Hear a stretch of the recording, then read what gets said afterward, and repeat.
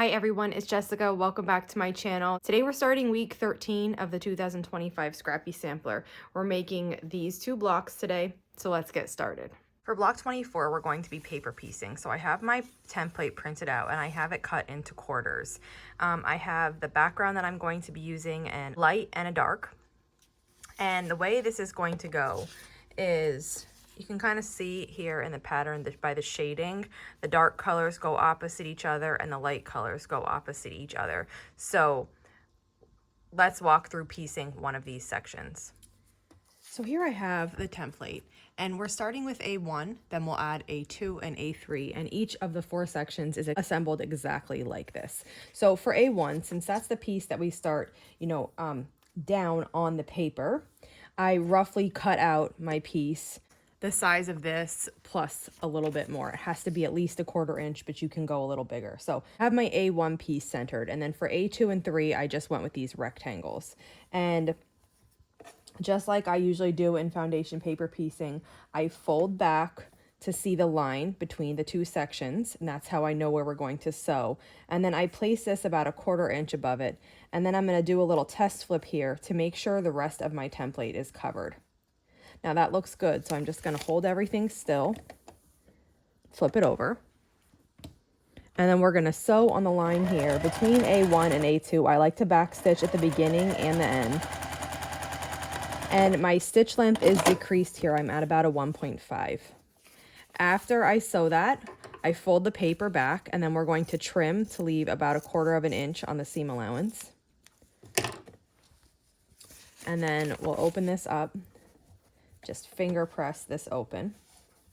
And then we're going to repeat that on the other side where A3 is. So I just fold back, place my piece, test flip, looks good.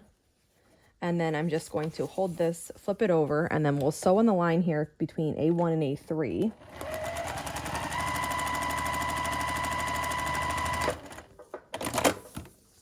And then we repeat what we did before. Trim away any excess seam allowance beyond 1/4 inch. And then this unit is pieced. So now if you'd like, you can press it with an iron. Sometimes I do, sometimes I don't. If it's laying nice and flat, I usually don't bother, but if it's not flat, then I'll press it here. And then we need to go to the cutting mat and we need to trim. The dark line is where we're going to be sewing our units of our block together. We want to trim 1/4 inch away from that, which corresponds to this dotted line. So I've come over here to my cutting table and I'm ready to trim. I'm going to make sure the piece is lying flat. It's important that everything is laying flat so that your trim turns out accurately. And then what I do is I take the 1/4 inch line of my ruler and I line it up on the black line on these two sides here. Once that's lined up, I'm going to trim away so that it looks like this. And then I'm going to repeat that on the back side and on these two little edges.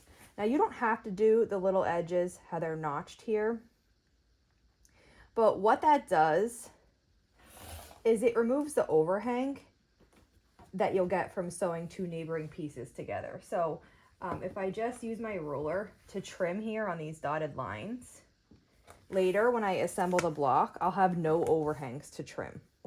If you don't want to trim here, you can just let that come to a point, and then after you assemble your block, you'll have an overhang to trim. So this is what one of this section looks like. So you're going to make 2 sections total with a light color and 2 sections total with a darker color. I have all my pieces ready here. I'm going to take the papers off since we're going to assemble this block right away. So you just fold back on the sew line just to give it a crease and then gently tear it away. And the last piece will just lift out. And once you have all of your papers off, you can start assembling your block. This is the layout that the block is going to be in. So we just turn it sideways and we're going to just sew these together like this.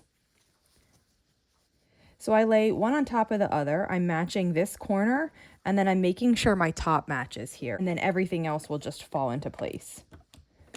We'll sew across and then we'll repeat that for the bottom portion. Okay, the next step is just to open this up.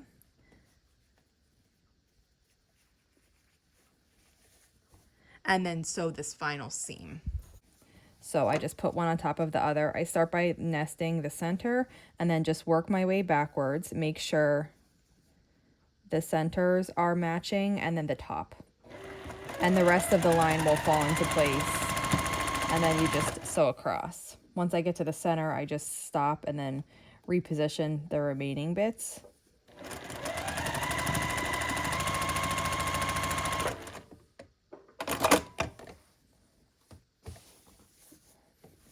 And here's our block. For the next block, we're doing an orange peel, and we have already done an orange peel in this quilt along. So if you haven't seen that, I'm gonna link to the video below that tells you how I prepared my pieces. So you'll download the template and then you'll prepare your orange peel pieces based on whatever method you wanna do. You can do raw edge, you can do needle turn, you can prepare it with freezer paper, which is the way that I do it.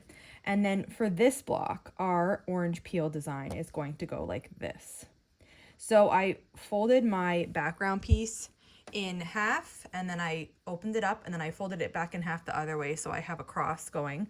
And I'm lining up all the orange peel pieces, the points at the middle, and then letting them sit like this. Now you can hand applique or machine applique this. I have been hand appliquing, but I am going to machine applique this just because I'm running a little short on time this week. So if you want to glue or pin your peels in place when you have them, you can do that, and then you can just applique them. Okay, I just finished machine appliquing this on, and I just did a straight stitch because all my edges were turned under. It's a little wonky and wobbly, but that's okay. I don't think my blocks have to be perfect to be beautiful. So once this is sewn in the quilt, it will still look beautiful. And these are the 2 blocks for this week then. That's it for today. Here are the 2 blocks that we made.